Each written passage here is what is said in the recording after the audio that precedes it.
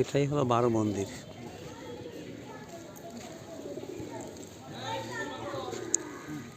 বারো মন্দিরের ঘাট।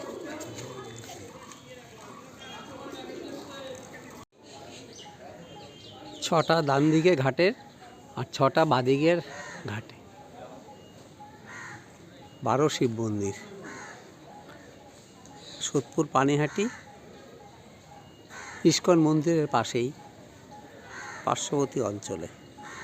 খুব সুন্দর জায়গা।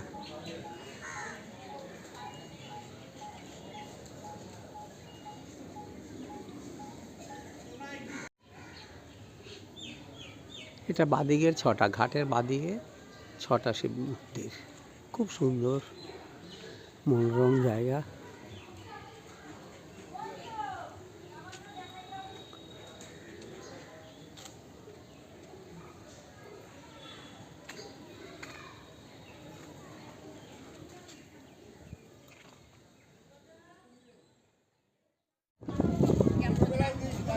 গঙ্গার ঘাটে 12 শিব মন্দির।